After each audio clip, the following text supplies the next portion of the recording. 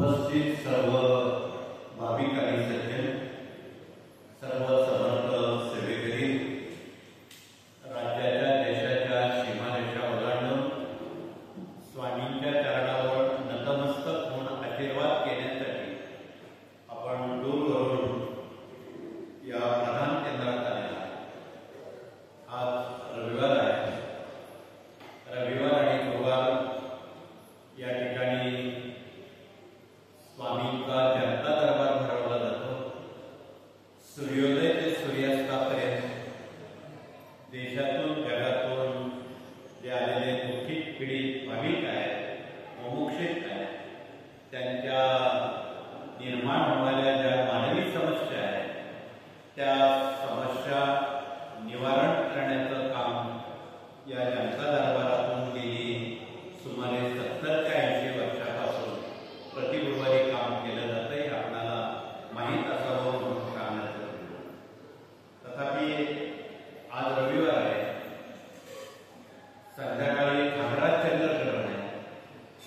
या सर्व बाबी आपण थोड्याच वेळात समजून घेताना रविवार हा खंडेरावांचा दिवस आहे म्हणून आज दिवसभरात आपण खंडेरावांची सुद्धा सेवा करणार आहोत. तथापि सकाळी दुपारी झाल्यानंतर आपण मोठ्या प्रमाणात श्री मल्हारी सप्तशती या ग्रंथाचं वाचन केलेलं आहे. आमच्या प्रतिनिधींनी उभं राहून हा मल्हारी सप्तशती ग्रंथ प्रति रविवारी कुटुंबात वाचला गेला. प्रतिनिधींनी किंवा कुटुंब प्रमुखांनी तर खंडोबाची सेवा कुलधर्म कुलाचार करण्याचं भाग केलं. आपणाला या सेवेतून मिळतं. बऱ्याच वेळा अनेक कुटुंबीय खंडोबाला माहीत नाही, जात नाही, कुलधर्म करत नाही, कुलाचार करत नाही. त्यामुळं अनेक प्रकारच्या अडचणी कुटुंबात येतात. मुलांच्या शिक्षणाच्या समस्या निर्माण होतात, नोकरीच्या समस्या निर्माण होतात, विवाहविषयक समस्या निर्माण होतात, अपत्य या विषयक समस्या निर्माण होतात आणि अनेक अशा प्रकारच्या समस्या त्याला आपल्याला तोंड द्यावं लागतं. कार्यकारांना कळत नाही. अशा वेळी प्रत्येक महाराष्ट्रातल्या कुटुंबामध्ये प्रति रविवारी जर मल्हारी सप्तशतीचं वाचन केलं त्याला वाचायला सुमारे 1 तास पुरेसा आहे. आणि वर्षातून एकदा तरी आपण खंडोबाच्या मुख्य ठिकाणी जाऊन अनावर जाऊन त्यांचा सन्मान करावा. त्यांचा सन्मान करणं म्हणजे नेमकं काय करावं? त्यांना एक धोतर, एक उपरण, 1.25 पाव हळद तथा भांडार, पूर्णावरणाचा नैवेद्य आणि वांग्याचं भरीत एक खंडोबांना टिकली आहे. एवढं जर तुम्ही वर्षातून एकदा केलं, तुम्ही अनुभव घेऊन बघा, खंडोबाचा आशीर्वाद मिळेल. वर्षातून एकदा तरी करणं हे आपलं जिम्मेदारी, जबाबदारी, आपलं कर्तृत्व आहे. आणि एवढं केल्यानंतर आपल्याला कुठल्याही समस्या निर्माण होणार नाही. त्या या सेवेला निवारण तीच अवस्था कुलदेवतेची आहे. बऱ्याच कुटुंबियांना आपली कुलदेवता माहिती. महाराष्ट्राच्या वाट्याला प्रमुख 4 शक्तिपीठं आलेली आहेत. त्यात आपलं सप्तशृंग पीठ आहे, महालक्ष्मी कोल्हापूर आहे, तुळजापूर आहे मराठवाड्यात, आणि विदर्भाच्या सरहद्दीवर माहूर आहे. या 4 प्रमुख कुलदेवतांपैकी आपली देवी कोणती आहे हे शोधण्यासाठी शिवरायांनी गेल्या 400 वर्षापूर्वी क्षात्रधर्म हा ग्रंथ प्रकाशित केला. आणि यामध्ये 96 कोळी सकट 7,000 उपकुळांचा समावेश आहे. आणि त्यामध्ये त्यांची देवी कोणती, खंडोबा कोणता, गोत्र कोणतं, आपला वंश कोणता, आपण चंद्रवंशी आहे का सूर्यवंशी आहे, गोत्र कोणता आहे, कुठली पूजा करते वेळी गुरुजी आपल्याला विचारतात तुमचं गोत्र काय. बऱ्याच जणांना गोत्र आहे. अशा वेळी छत्रपती शिवाजी राजांनी या महाराष्ट्र ते आपण मिळू शकत नाही. म्हणून आपण हा त्यांचा ग्रंथ आपल्या समोरही असू द्यावं, इतरांपर्यंत त्याचा अंतरंग सांगावा. पुढं धर्मकुलाच्या महाराष्ट्रात भारतात आपण सर्वांपर्यंत कृपया या निमित्तानं पोचवावे. म्हणून आपण सकाळी मल्हारी सप्तशती या ग्रंथाचं वाचन पठण केले, सर्वांना समजावं. तदनंतर आपण मगाशी हात वरती केले जे सेवेकरी होणार आहेत त्यांनी रोज सेवेकरी व्हायचं असेल तर खालील नियम आपण पाळावे. रोज 3 अध्याय स्वामी चरित्र सारामृताचे वाचावे. प्रतिनिधींनी हे स्वामी चरित्र दाखवावं. 3 अध्याय वाचायला 5 मिनिटं फार झाले. आणि रोज या तुळशीच्या माळेवर 11 माळा श्री स्वामी समर्थ जप करा. एवढा स्वामींना ही सेवा कृष्णावर आहे. ज्यांना जास्त करायचं ते जास्त करू शकतात. जेवढी तुम्ही जास्त सेवा कराल तेवढं जास्त पुण्य. परंतु कमीत कमी रोज 3 अध्याय 11 माळा जप आपण करावा. कुटुंबात ऋणमुक्त जीवन, चिंतामुक्त जीवन जगायचं असेल पंचमहायज्ञ करावे. एक घाटभर आणणं गाईला द्यावं, त्याला ऋषी यज्ञ म्हणतात. तेवढंच कावळ्याला द्यावं, त्याला पितृ यज्ञ म्हणतात. उद्यापासून पितृपक्ष पंधरवाडा सुरू होतो, ते आपण बोलणार. एका कागदावर तुपाचं बोट लावून, शुद्ध तुपाचं बोट लावून तो आगीला जाळणं, त्याला देव यज्ञ म्हणतात. गाईला घाटभर आणणं, कावळ्याला घाटभर आणणं, अग्नीला थोडंसं तूप देणं, ती यज्ञ. चौथं, दिवसभरात चांगल्या व्यक्तीला भोजन देणं. चांगली व्यक्ती म्हणजे जी शाकाहारी आहे, निर्व्यसनी आहे, अशा व्यक्तीला किंवा सत्कर्म करणारी आहे अशा व्यक्तीला अन्नदान करा. ते शक्य नसेल लहान मुलांना थोडी बिस्किट द्यावी, त्यांचा आत्मा तृप्त करणं याला मनुष्य यज्ञ म्हणतात. 5वं, 2 बोटात साखर मावेल एवढी कोपऱ्यात मुंग्यांना घालावी, त्याला भूतयज्ञ म्हणतात. असे अनेक काही वास्तू, अनेक आम्ही माणसं बघितली, मुंग्या त्यांच्या हातून साखर खात नाही. हे विधान जरा समजून घेण्याजोगं आहे. आमचे जे वास्तुतज्ञ थोड्या वेळाने जो परिचय करून देणार आहे, ते वास्तू तपासायला जाताना साखरेची पुडी खिशात ठेवतात आणि ज्या वास्तूमध्ये मिनिटाच्या आत मुंग्या साखर उचलतात ती वास्तू बिनधोक असते किंवा यशस्वी होते. त्यात कुठलाही दोष असू शकतो.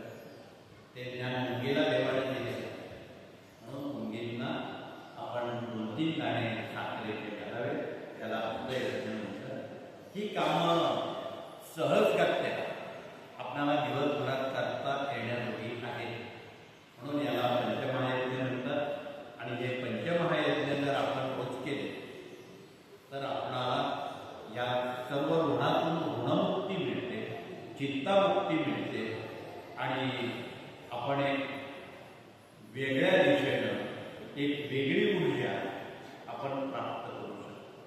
म्हणून त्याला पंचमहायज्ञ म्हणतात. हे सातत्यानं या कार्यातून सेवेकरी विरोधावरी असणारा सेवेकरी हे रोज करत असतो, वेळ दिवस खाडा करत नाही. कृपया कुटुंबात कोणी एक व्यक्तीनं केलं तरी काय. म्हणून हा अत्यंत सोपा उपाय आहे, आपण करावं. त्यानंतर आज आपण या कार्याच्या अंतरंगाकडे वळताना आज प्रश्न उत्तर आणि मार्गदर्शक प्रतिनिधी ग्रहण असूनही आलेले आहे. खरं तर ग्रहणात कोणी बाहेर पडत नाही. एक अनामिक भीती जनतेच्या मनात आहे, ती निवारण करण्याचं काम या जनता दरबारातून प्रश्नोत्तर विभागातून केलं जातं. त्यांनी आपला परिचय देऊन आलेल्या भाविकांना उपकृत करावं, त्यांची भीती घालवावी. आणि स्वामींनी सांगितलेलं आहे, भिवू नकोस, मी तुझ्या पाठीशी आहे. म्हणून आपली भीती घालवायची असेल तर आपण निमूटपणे सेवेकरी व्हा. त्यांचे 3 अध्याय 11 माळा जप, परायण वगैरे करा आणि शाकाहारी राहा. एवढे नियम जर आपण पाळले तर आपण निश्चितपणे आलेल्या संकटांचा सामना करून त्यात यशस्वी होतो. म्हणून किमान आणि माफक या सेवा आपण जनतेपर्यंत डोळत बुद्धीनं, प्रामाणिकपणानं, पारदर्शकतेने जनतेपर्यंत कृपया आपण सांगाव्यात हे कळकळीचं आव्हान. त्यानंतर आमचे गुरुजन प्रतिनिधी यात आले आहेत. या कार्याच्या अंतर्गत गुरुजनांचं स्थान फार मोठं आहे. या देशामध्ये आणि राज्यामध्ये वृद्धाश्रम मुक्त देश आपल्याला करायचा आहे. कारण कॉन्व्हेंटमध्ये शिकणारी मुलं आईवडिलांना पुढे कुठे पाठवतात ते तुम्हाला माहिती.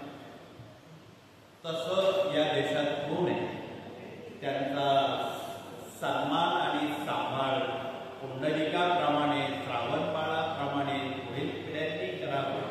म्हणून घराघरात श्रावणबाळ, घराघरात पुंडलिक तयार करण्यासाठी आमचे शिक्षक लोक सरसावलेले आहेत. आणि जर आठवड्यात शाळा विद्यापीठांमध्ये जाऊन शिक्षक, पालक आणि विद्यार्थ्यांना ते मार्गदर्शक करताना शिक्षकांनी कसं शिकवावं, पालकांनी कसं वागावं, विद्यार्थ्यांनी कसं शिकावं, त्यांचा मेळ घालण्याचं काम या विभागातून केलं. म्हणून आपल्याला याची भविष्य काळात सर्व पालकांना नितांत जरूर आहे. तर पुढचा विभाग इथे विवाह मंडळ आहे. दर गुरुवार रविवारी शेकडोवर पालक आपल्या मुला मुलींच्या विवाहाविषयी विचारायला येतात.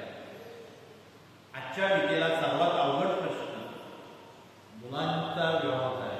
तुम्हाला थोडं आश्चर्य वाटेल की मुलांचा तो हुंडा मिळतो तिथे काय नाही, काळ बदललेला आहे. सर्वात अवघड प्रश्न मुलांच्या लग्नाचा आहे. त्यातही मिळाली सुनबाई चांगली तर ठीक, खाट्याल सुनबाई मिळाली तर घराचं धडपण आणि देशाचं देशपण राहणार नाही आपणाला माहिती. म्हणून आपणाला कळकळीचं निवेदन आहे. या कार्यातून गेल्या 80 वर्षापासून बिना हुंड्यानं, बिना सोन्या नाण्यानं, अति अल्प खर्चानं आणि सोबत रुसवे, फुगवे, मान, सन्मान, अपमान या गोष्टी विसर्जित केलेल्या आहेत. एवढं जो कोणी वागेल आयुष्यात त्याला कुठली दुःख येणार नाही. म्हणून आपल्याला निवेदन आहे, आपण उद्या मुला मुलींची विवाह करताना आमच्या विवाह मंडळाकडे नोंद करा. हुंडा मागू नका. साखरपुड्यात विवाह करा. निश्चितपणे तुम्हाला ज्या अपेक्षित पदवी आहे धर्माचरणाच्या, संस्कृतीच्या, देशाच्या, त्या निश्चितपणे त्यात बघायला मिळतील.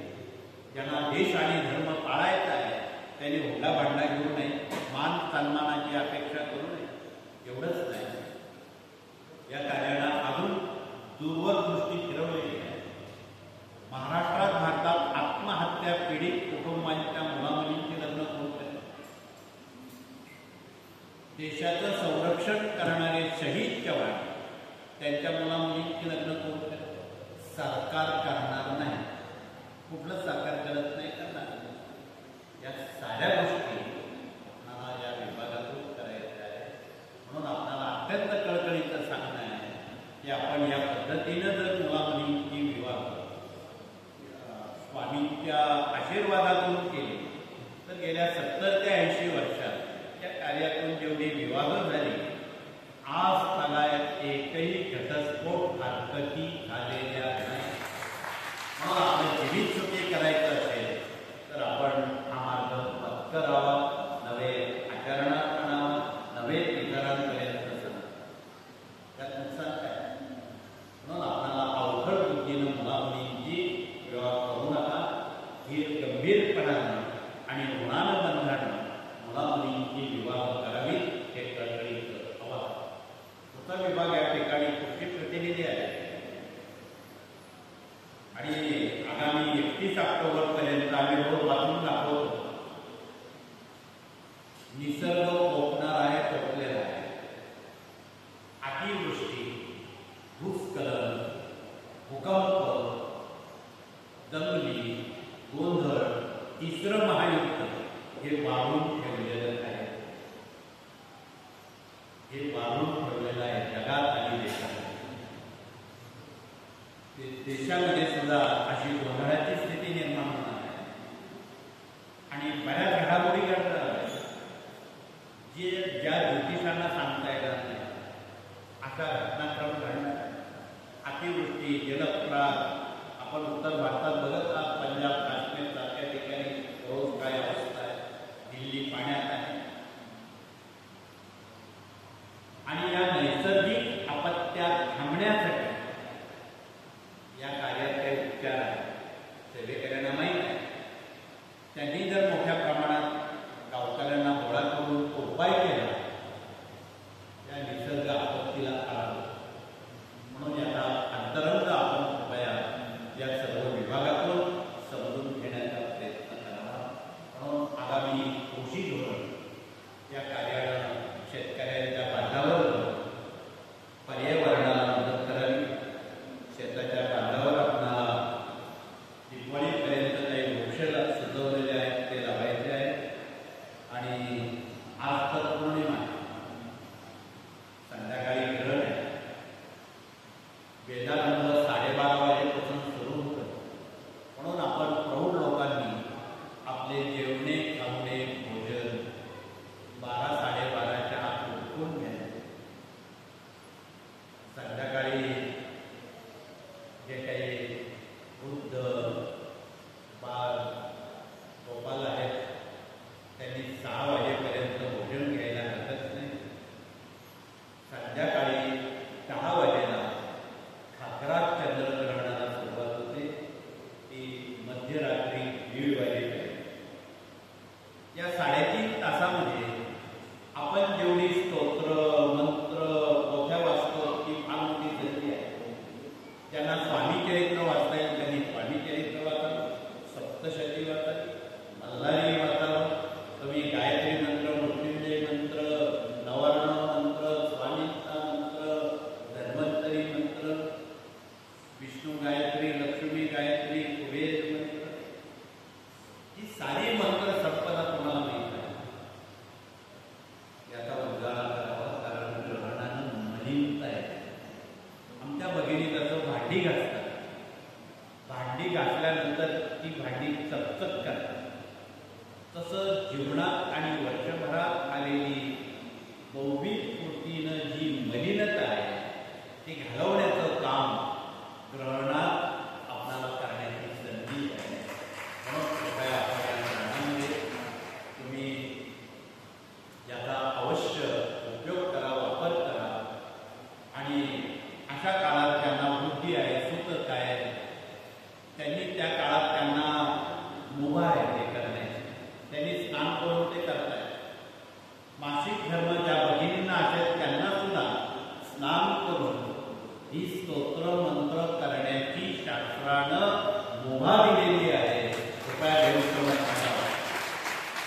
हे पंचांग सांगतील न सांगतील, परंतु आपला सेवेकऱ्यांना हे ठाऊक असावं म्हणून कळकळीचं सांगा.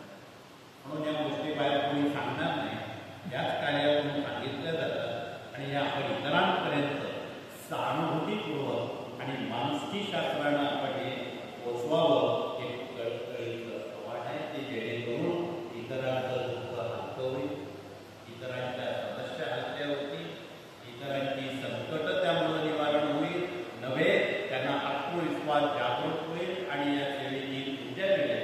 हा त्यामागचा मुख्य उद्देश या विभागाचा आहे. पुढचा विभाग या ठिकाणी डॉक्टर लोक आलेले आहेत आणि इथे प्रति गुरुवार 100 तरी कमीत कमी कॅन्सरचे रुग्ण येतात इतर आजारांचे. त्यांच्यासाठी इथे दवा उपलब्ध आहे.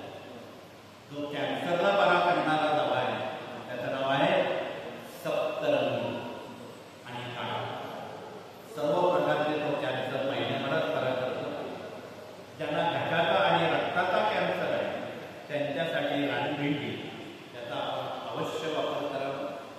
ज्यांच्या पोटात गाठी झालेल्या आहेत कुठेही शरीरात कॅन्सर, त्यांच्यासाठी वेखंड काही देशी गाईच्या गोमूत्रात घासून गरम करून तो गर जर आपण प्राशन केला त्या गाठी 21 दिवसात गळून पडतात आणि कुठलीही केमो, शस्त्रक्रिया, औषध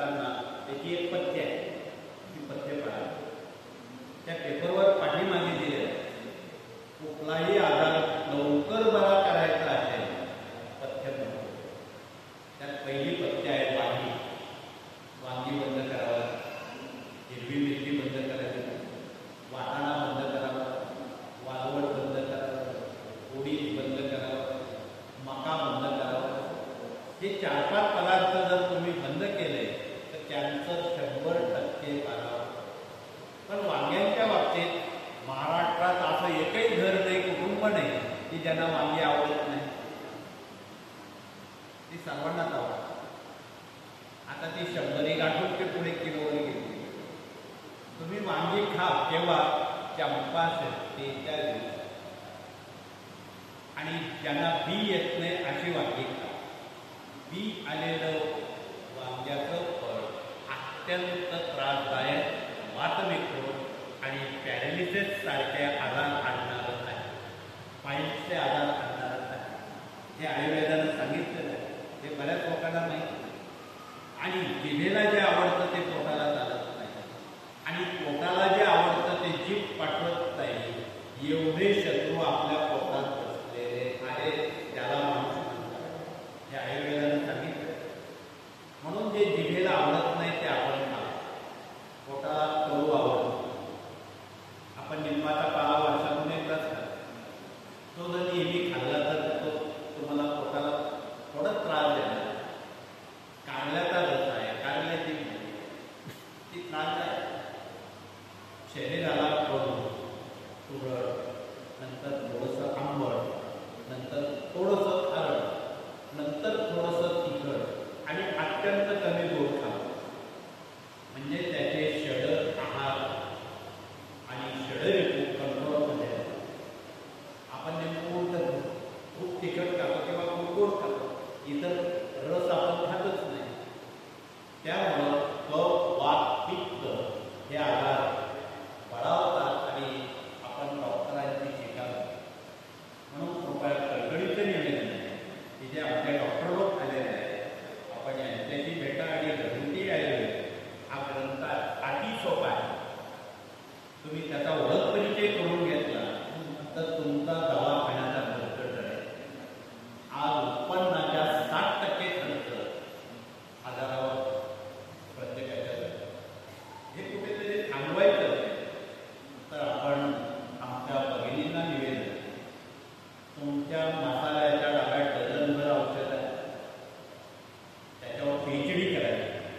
त्यात हळद काय काम करते, जिरं काय काम करतं, त्यांचं हिमोग्लोबिन कमी झालेलं आहे, त्यांच्या प्लेटलेट कमी झालेले आहे, ज्यांना हृदयविकाराचा त्रास होतोय, अशा लोकांनी रोज 1 ग्रॅम जिरं विड्याच्या पानात चावून खाल्लं तर हिमोग्लोबिन वाढतं, प्लेटलेट पूर्वपदावर येतात आणि रक्त अभिसरणाचा त्रास थांबतो.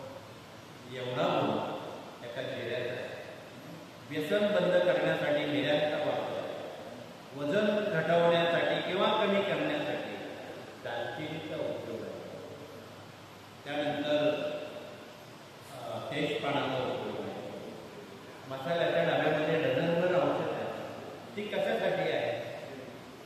आपलं आरोग्य अबाधित म्हणून वात, कफ आणि पित्त हे त्रिदोष प्रत्येक मानवजातीला आहे. यातून मुक्त व्हायचं असेल तर आमच्या भगिनींनी मसाल्याच्या डब्याचा अभ्यास करून त्याचा वापर करावा हे कळकळीचं आवाहन. खरं तर भगिनी डॉक्टर झाल्या पाहिजे. ते आपल्या कुटुंबात कोणी आजारी पडणार नाही एवढी जर काळजी घेतली तर डॉक्टरकडे जाण्याचं काम खूप कमी. हे कळकळीचं सांगते. यावर खूप बोलता येईल परंतु वेळेची बंधन आहे. पुढचा विभाग या ठिकाणी वास्तुतज्ञ प्रतिनिधी आलेले आहेत. त्यांनी आपला परिचय देऊन वास्तूत आपणाला सुख समाधान मिळावं निवारा म्हणून वास्तूवर बघितलं. आज अशाही वास्तू काही 3-4 दशकोनी पंचकोनी आर्किटेक्ट लोकांनी बांधलेल्या आहेत. त्यात सुख नावाची वस्तू नाही. अनेक माणसं त्या वास्तू दुःखी झालेले आहेत. आणि सुखी कुणाला म्हणतात? ज्याला डोकं टेकल्याबरोबर 5-6 घंटे झोप येते तो खरा श्रीमंत आहे. हे जे टाटा बिर्ला आहे हे कर्मदरिद्री माणसं आहे. रात्री 2-2 वाजेपर्यंत भूतासारखे जागे राहतात आणि वेळेवर जेवण त्यांना मिळत नाही. कसली श्रीमंती तुम्ही घेऊन बसला? त्यांना अनेक आजाराने वेढलेला आहे. कोणाला हाय टेम्पर बीपी आहे, कोणाला शुगर आहे, कोणाला काय आहे. हे सांगण्यासारख्या गोष्टी नाही. परंतु तुम्ही इथं बसलेले सर्वजण खऱ्या अर्थानं श्रीमंत मनाचे आहे. म्हणून आपल्या श्रीमंत मनाच्या लोकांनी आहार, विहार आणि आरोग्य आणि वास्तू वास्तूवर लक्ष दिलं तर तुमच्यासारखे श्रीमंत जगात कोण असं म्हणायला. म्हणून घरात बंद पडलेली घड्याळ नसावी, फुटलेली भांडी, फुटलेल्या चकला, फाटलेले कपडे आणि आमच्या भगिनीच्या टीचर मोठ्याला काळा दगड लावलेला. त्यांच्या टीचर मोठ्याला काळा दगड आहे, त्यांनी हात वरती केला. आम्हाला त्या उपचार सांगताय, काही हात वरती आले, आपल्याला धन्यवाद आहे. घरी गेल्यावर घाबरून जाऊ नका. काळा दगड लावणं म्हणजे काय होतं? सतत आजार, डोक्यावर कर्ज आणि घरात असाध्य आजार निर्माण. हे टाळायचं असेल तर कोणतो इथे आमचे वास्तुतज्ञ लोक आलेले आहेत, तुम्ही त्यांना विचारा. एक पांढरा किंवा पिवळा पेंट आणा आणि त्या दगडाचा रंग बदलून टाका, पिवळा करा किंवा पांढरा करा. त्या मिनिटाला तुमची दुखणी निवारण होतील, दुखणी हलकी होतील आणि तुम्हाला त्या एक प्रकारची ऊर्जा मिळेल. अगदी सोपं सांगितलं. म्हणून वास्तूचं काम आपण समजून ठेवू आणि आपल्या वास्तूमध्ये सौख्य, समाधान, आरोग्य त्या गोष्टी अपेक्षित ते आपण करा. अधिक माहिती ज्ञानानिकतेच्या ग्रंथाचं इथे पिरॅमिडची माहिती देणारे प्रतिनिधी आहे आणि नकार आर्थिक ऊर्जा सकारात्मक करण्याचं काम हे पिरॅमिड करत असते. म्हणून आपण पिरॅमिडची माहिती कृपया सहानुभूतीपूर्वक शास्त्रोक्त पद्धतीत, सायन्स पद्धतीत समजून घ्या. इजिप्तमध्ये पिरॅमिड खाली प्रेतच होते, हजारो वर्ष ते राहतात. आमचं पथक आम्ही इजिप्तला ज्यावेळी पाठवलं त्यावेळी सुदैवाने एका पिरॅमिडचं काम चालू होतं आणि शेकडो प्रेत जशीच्या तशीच होती. आम्ही हा विचार केला, जर त्यात मेलेली माणसं जशीच्या तशी राहतात मग जिवंत माणसांना याचा वापर का करू? म्हणून तुम्ही त्या खाली भाजीपाला ठेवून बघा. 3 दिवस तो भाजीपाला फ्रीज सारखा त्या खाली राहतो. तुमच्या बॅटरीचे उतरलेले शेल एका लाकडी पाटावर ठेवून त्यावर पिरॅमिड ठेवलं, ते शेल आपोआप चार्ज, मेलेले शेल जिवंत. असा त्याचा उपयोग. फक्त ते 51 ते 52 डिग्री तेला. बाजारात जे खोटे पिरॅमिड आहेत ते कृपया आपण घेऊ नका. हा त्याचा उपचार आहे, हा त्याचं लक्षण आहे. हे आपण शास्त्रोक्त पद्धतीत कृपया जाणून घ्या. म्हणून इथे आपले इंजिनियर लोक त्याविषयी अधिक सविस्तर माहिती आपल्याशी होतील. पुढचा विभाग या ठिकाणी कायदेशीर सल्लागार आलेले आहेत, वकील आणि न्यायमूर्ती.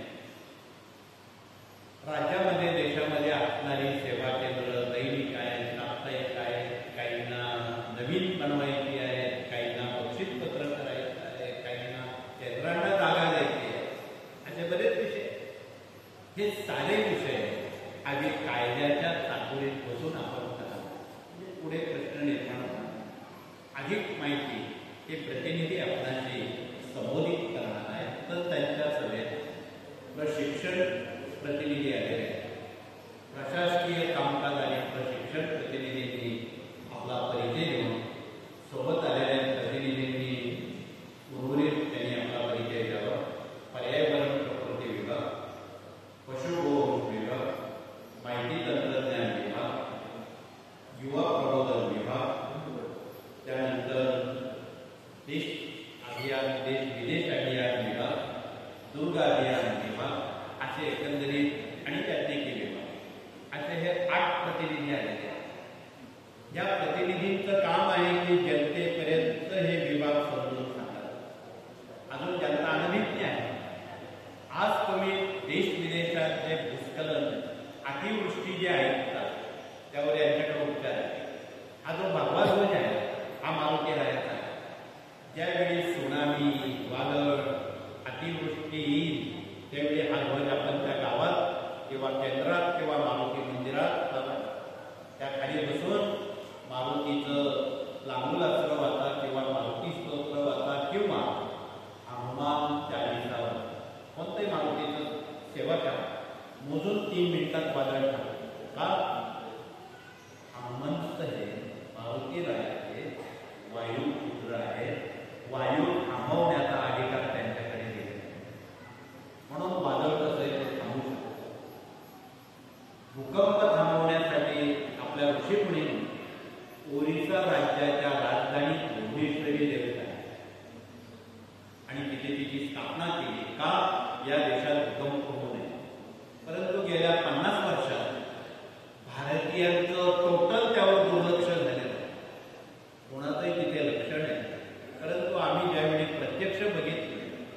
त्या देवतेला तडे पडलेले आहे. कुणी त्याच्याकडे हुडकून बघत नाही, पूजा करत नाही. म्हणून आपण तरी करावे. म्हणून आपण त्याची प्रतिकृती यंत्रदेवतेची गावोगावी पोचवत आहोत की प्रत्येक गावामध्ये भूकंप होऊ नये. झाला तर तो किती होईल? 1 किंवा 2 रिश्टर. 1-2 रिश्टरनं काही होत नाही, वित्त किंवा मानवहानी होणार नाही. परंतु आगामी या सप्टेंबर-ऑक्टोबर काळात जगात आणि सर्वात मोठा भूकंप अमेरिकेत होणार आहे. 8 ते 9 रिश्टरचा होणार आहे. अर्धा अमेरिका त्यात साफ होणार आहे. आणि संबंधित जे अध्यक्ष आहेत त्यांच्याबद्दल असंतोष निर्माण होईल आणि कदाचित त्यांना पदच्युत व्हावं लागेल असं भाकीत केलेलं आहे. म्हणून हे आपल्याला कळकळीचं सांगणं आवश्यक आहे. या सर्व विभागातून देशाचं भलं होण्यासाठी, गोरगरिबांचं भलं होण्यासाठी, धर्म टिकण्यासाठी हे 18 विभाग कार्यरत आहेत. आणि शेवटचा विभाग मराठी अस्मिता आणि भारतीय संस्कृती आमच्या माता भगिनींनी जिवंत नव्हे समृद्ध केलेला विभाग आहे. त्यांनी आपला परिचय दिला. दर महिन्यात येणारे सण, वार, व्रत, वैकल्य, कुलधर्म, कुलाचार, देवी, गोत्र, खंडोबा, उद्याच्या पंधरवाड्यात येणारं महालय. या कोरोनामध्ये अनेक माणसं गेली. बऱ्याच जणांची अंत्येष्टी झालेली आहे. प्रेत पाहायला मिळाली नाही. मग त्यांचा 10वा-13वा वर्ष श्राद्ध तर लागत आहे. काहींना वारस राहिलेले नाही. अशी भयानक स्थिती जगात आणि आपल्या देशात झालेली आहे. अशा वेळी तिची जर माहीत नसेल मृत पूर्वजांची, तुम्ही सरळ सर्व पितरी अमावस्येला त्यांचं श्राद्ध करा, महालय करा. त्या पूर्वजांची तिची माहीत नाही त्यांच्यासाठी. ज्यांना तिची माहीत आहे त्यांनी त्या तिथीवर महालय करा. हे कळकळीचं दिलेलं आहे. अधिक माहिती आपल्या इथे प्रकाशित झालेला जो ग्रंथ आहे त्यामध्ये सेवा पितरांची जी दाखवत आहे. या ग्रंथामध्ये स्वतःला आणि घरच्या घरी महालय कसा करावा, कारण एवढे पुरोहित मिळणार नाही. तुम्ही स्वतः पुरोहित व्हा आणि तुम्हीच तुमच्या पूर्वजांचं श्राद्ध कर्म करा. इतकी सोपी माहिती तर्पण महालय त्यामध्ये कृपया सहानुभूतीपूर्वक तो ग्रंथ 2दा जर आपण वाचला, कुणाला बोलवण्याची गरज नाही. इतकं सोपं, स्वयंचलित, स्वावलंबी होण्याचं काम आमच्या भगिनी करतात. आणि आज भगिनींनी 2 प्रश्न आणले. एक, कुटुंबातली व्यसनाधीनता. 2, डोक्यावर वाढणारं कर्ज. आता तुम्ही प्रार्थनेनंतर स्वामींच्या चरणावर मनातली काही गाऱ्हाणी सांगणार आहात, काही विधी सांगणार आहात.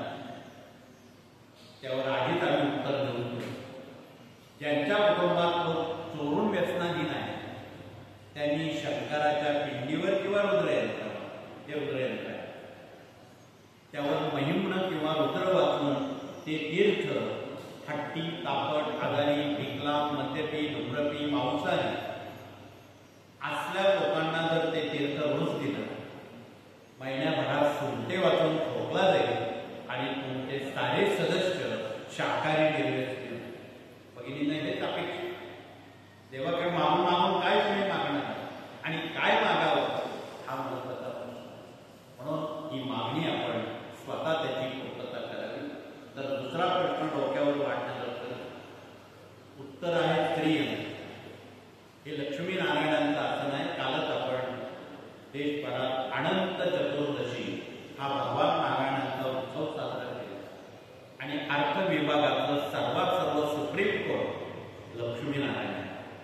म्हणून आपण रोज संध्याकाळी आमच्या भगिनी रोजीला संध्याकाळी झोपण्यापूर्वी विष्णू सहस्रनाम वाचतात किंवा स्त्री यंत्राचं पूजन करून त्यावर विष्णू गायत्री, लक्ष्मी गायत्री, कुबेर मंत्र आणि व्यंकटेश स्तोत्र वाचून त्यांची आर्थिक भरभराट झालेली आहे, सुबत्ता आलेली आहे. आणि दर पौर्णिमेला हा मराठी 5 अध्यायाचा ग्रंथ त्या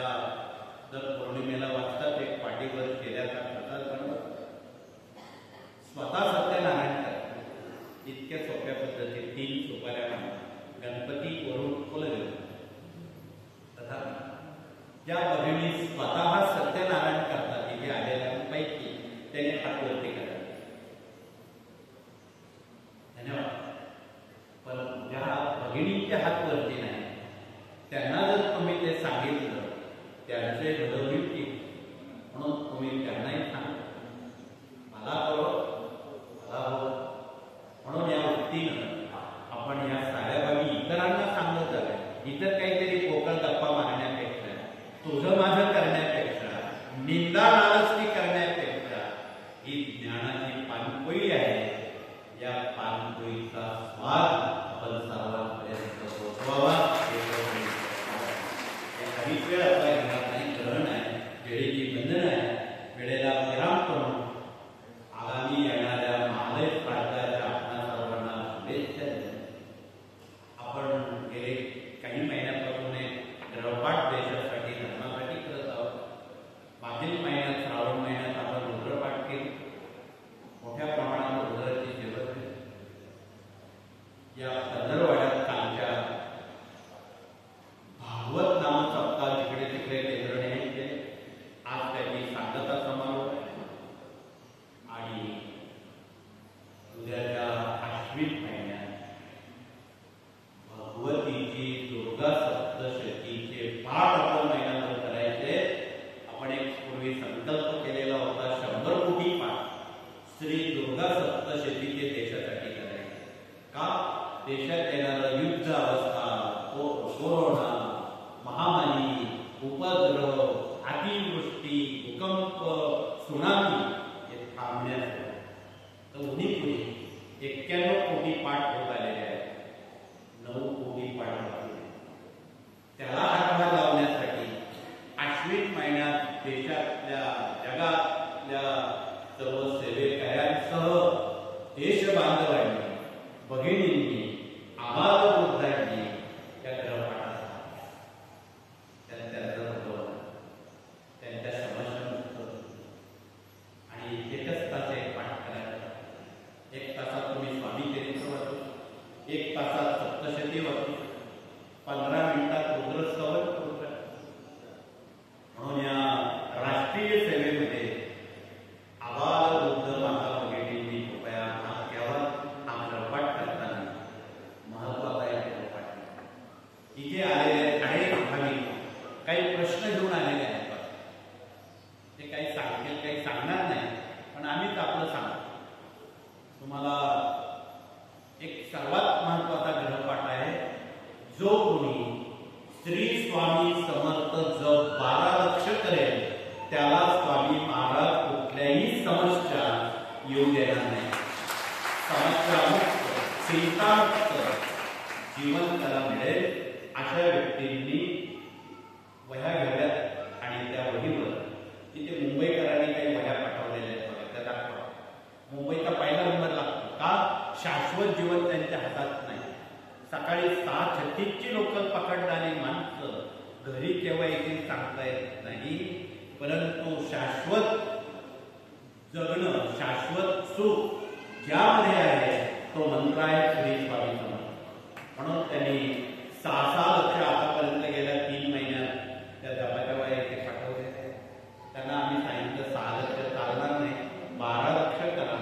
आणि 12 लक्ष जर पूर्ण झाला की त्या साऱ्या सेवेकऱ्यांच्या भाविकांच्या लिहिलेल्या वह्या आपण गाणगापूरला पाठवणार, पिठापूरला पाठवणार, दत्तक्षेत्रात पाठवणार आहोत, वाडीला पाठवणार आहोत. जे कोणी 12 लक्ष जप करतील त्या साऱ्या वह्या स्वामींच्या प्रतिकृतीखाली ठेवल्या जातील. जणू काही त्या लिहिणाऱ्यांचा योगक्षेम स्वतः महाराज चालेल. आता या काही सर्व तुम्हाला सांगायचं काम अवघडात केव्हा वेळेचं बंधन नाही. इथे तुम्ही सगळे लिहिणारे वाचणारे लोक आहे म्हणून आम्हाला लिहिलेलं नाही. तुम्हाला नाही काही करता आलं 12 लक्ष जर तुम्ही लिहा, अनुभूती घ्या, इतरांना सांगा, दुःखमुक्त चिंतामुक्त व्हा. असा ग्रहपाठ आपल्याला दिलेला आहे. आपण जेवढ्या लवकर करा तेवढा आपल्याला फायदा. म्हणून त्यात विलंब लावू नका. एवढंच कळकळीचं सांगू. वेळेला विराम करून